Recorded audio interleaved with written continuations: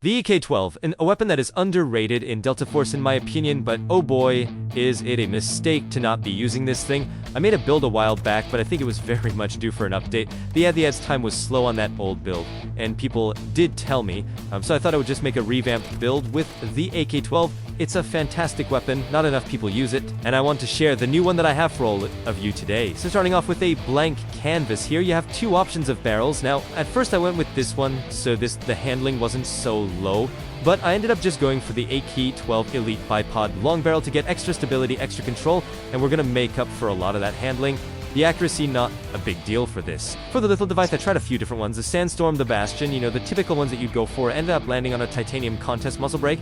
The AK-12 doesn't have that much horizontal recoil, but if we just look at the pattern here on the control, you can see it is quite substantial. So it goes up quite a bit, and it kind of bends up into the right, and then it goes back slightly to the left to go all the way up straight.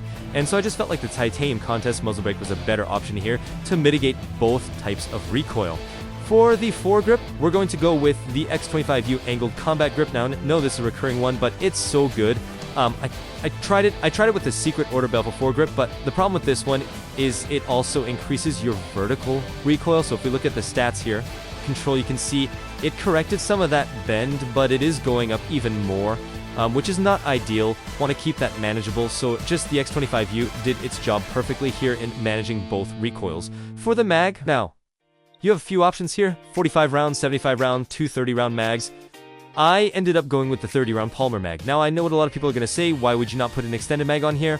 Honestly, I reload so often that I feel like it wasn't worth it. I also wanted to keep the ABS speed snappy, fast reload, and for the most part when I died, it wasn't because I ran out of ammo, it's because I was just being incompetent at aiming, and if I did run out of ammo, I had my trusty sidearm, which is the Glock 18, but if you're playing maybe more AD, you might want to put an extended mag on here, but I just went for the 30 round polymer mag, which increases your handling by 6, and then just slap on the mag mount on here. For the rear grip, we're going to go with the AK Heavy Tower Grip because we want to boost that stability up with the stable grip base, boosting it by 7. For the stock, we're going to go with one that I don't think I've used before. It's PT1 Spec Ops stock. Now this gives you a bump in control and a bump in handling, which is really nice at the slight cost of stability. Now, stability unfortunately took a little bit of a dip a few seasons ago because it no longer affects the aim punch you feel when you're getting hit by somebody that's firing back at you, so putting so many points in stability isn't as good or effective as it was before. For the charging handle, put it on, there's literally no downsides, you get +1 handling. For the optic, I went with the OKP7 because I wanted to match, you know, the aesthetic of the weapon. So it's being the AK platform, so put that on there. And then all 4 of these patches here, I just went with the DD Python handguard panel to get faster ADS speed by 10 milliseconds per panel. If you feel like any other stats are lacking, maybe swap those out for those specific panels of your choice. And then for the right rail, I simply went with the red laser to really match the aesthetic of this specific skin. Now move on to the calibration. Barrel +50 grams, +10 millimeters, getting extra model velocity, extra firing stability. For the foregroup, we're going -2 slots and -20 millimeters to get extra ADS movement speed and extra ADS speed. For the rear grip, we're going to go with +50 grams and -20 millimeters to get extra hip firing speed and extra control. And then for the stock, we're going with -50 grams and +50 grams to get, +50 millimeters to get extra firing stability and extra aiming stability while breathing. And finally, for the optic, we're going with -20 millimeters.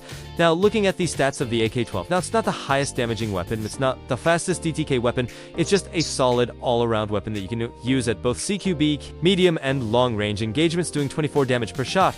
Now, looking at this here, you can see the damage multipliers.